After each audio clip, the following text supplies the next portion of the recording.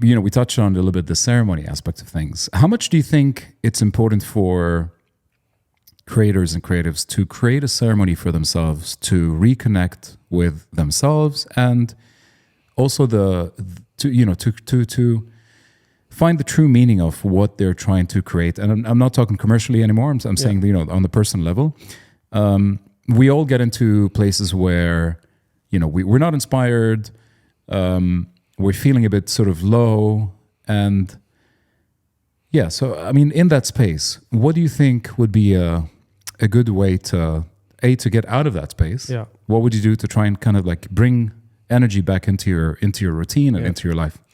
Before I answer that, just a disclaimer, like everything, like from this, like for this question, the answers are coming from like a place of very high privilege. Yes. Right? Sure. Like, sure. You know what I mean? Like being an artist is a very big privilege. You have to have your commercial stuff sorted. Your bills paid, food on the table. Then you can be like, okay, let me go and be an artist and be inspired and wait for the muse to show up. Exactly. So that it's we have to recognize. But let me add one more aspect to that, because even in the context of work, if you are a creative that is earning money, based of what you provide to the world and what you provide as a creative outlook and aspect, even in that sense, people get into a rut.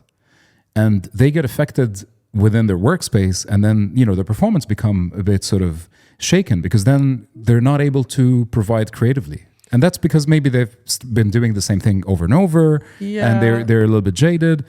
And I've seen people like this, within my workspace. I get it. Like I get it's a thing. I don't make it a thing. Yeah. Yes. I've been in ruts. That's fine.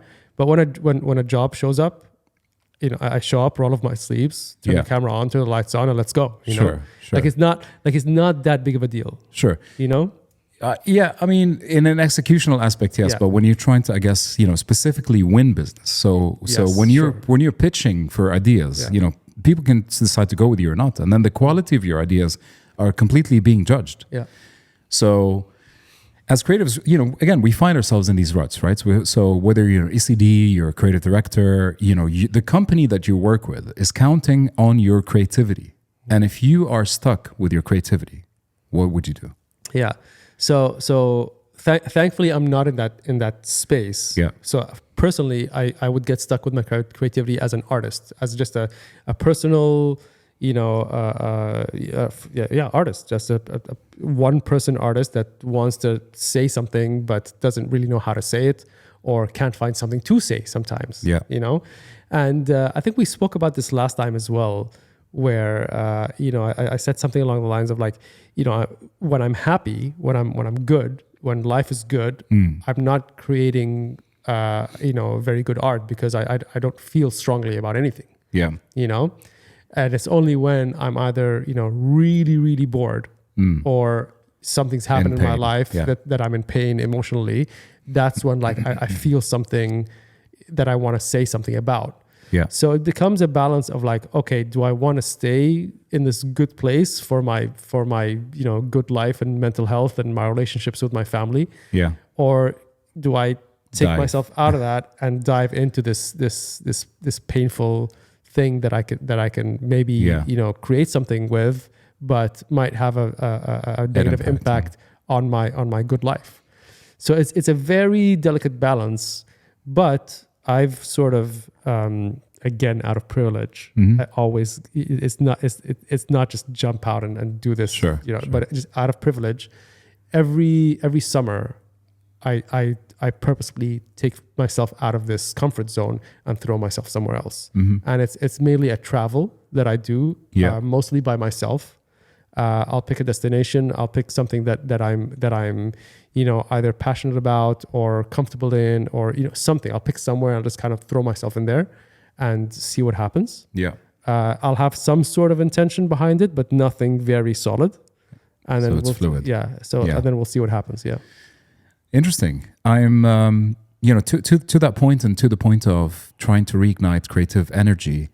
I've just started a 12-week program, I think, or I believe it's a 12-week program.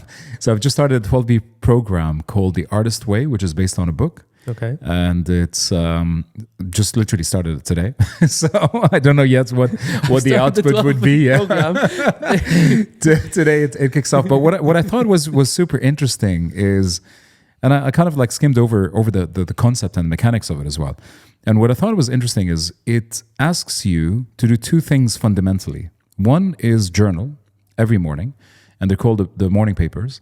And within that journal, you get to reflect on yourself, your intentions, what you want to create, why, and everything else. And it just gets you in the habit of writing on a piece of paper. And I think that's super powerful to integrate within your day-to-day, because that's a check-in. I think a lot of us get stuck in the rut when things become automated and you just feel like nothing is changing, right? So I think point of reflection and a pause and a check-in every day helps you get out of those situations. So a morning journal is vital and important.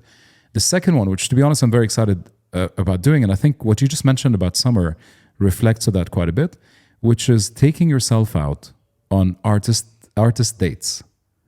Just yourself, not your partner, not your friends. You're going solo, and you get to experience things that excite you and inspire you, but on your own, putting yourself in situations maybe that are a little bit uncomfortable, but then allowing for things to happen, allowing for that magic to unfold.